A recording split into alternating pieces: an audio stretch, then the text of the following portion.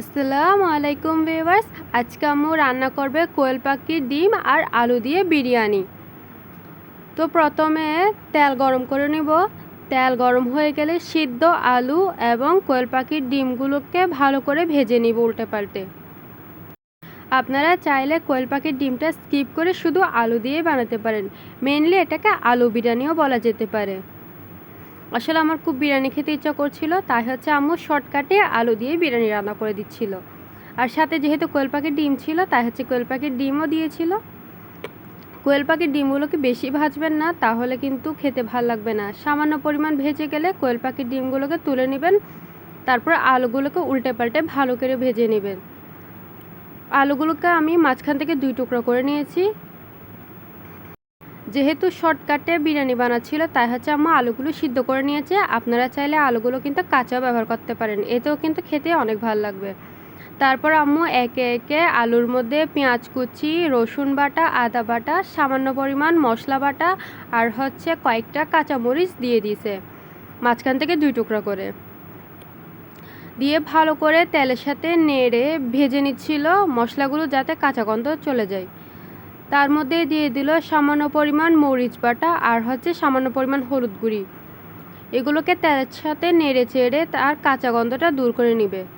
যতক্ষণ না পেঁয়াজ আর মশলাগুলো কাঁচা গন্ধ দূর হচ্ছে, ততক্ষণ আম্মু ভালো করে ভেজে নিচ্ছে।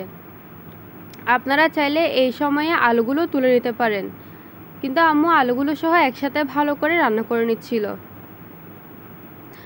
তারপর তেলের সাথে মশলাগুলোকে ভালো করে ভাজা হয়ে গেলে সেখানে দিয়ে দিবে সামান্য পরিমাণ পানি, যাতে মশলাগুলো নিচে দিয়ে লেগে না যায়। মশলাগুলো যদি নিচে দিয়ে লেগে যায়, তাহলে পুরা ভাব চলে আসবে, এতে খেতে ভাল লাগবে না। আম্মু একদম কম মশলা দিয়ে বিরিয়ানিটা রান্না করেছে। পানি দিয়ে কিছুক্ষণ মশলাগুলোকে আবারও সিদ্ধ করে নেবে। মশলাগুলোকে যত বেশি সিদ্ধ করবে, বিরিয়ানি কিন্তু খেতে তত বেশি মজা হবে। তাই হচ্ছে আম্মু প্রথমে তেলের সাথে সিদ্ধ করে নিয়েছে, তারপরে হচ্ছে পানি দিয়ে পানি দিয়ে সামান্য পরিমাণ সিদ্ধ কষে নিচ্ছিল। মশলাগুলো তাড়াতাড়ি কষে যাওয়ার জন্য আম্মু ঢাকনা দিয়ে দিছে। কিছুক্ষণ পর ঢাকনা খুলে চেক করে নেবে মশলাগুলো কষে গেছে কিনা। দেখেন মশলাগুলো তেলগুলো ছাড়া হয়ে আসছে, তার মানে মশলাগুলো একদম ভালো করে কষে গেছে। আবারও ভালো করে নেড়ে চেড়ে সেখানে দিয়ে দিবে আগে থেকে ধুয়ে কিছুক্ষণ জল ঝরিয়ে রাখা চালগুলো আগে থেকে ধুয়ে পানি ঝরিয়ে রাখলে চালগুলো কিন্তু একদম ঝরঝরা হবে। তাই হচ্ছে আম্মু আগে থেকে এইভাবে করেছে।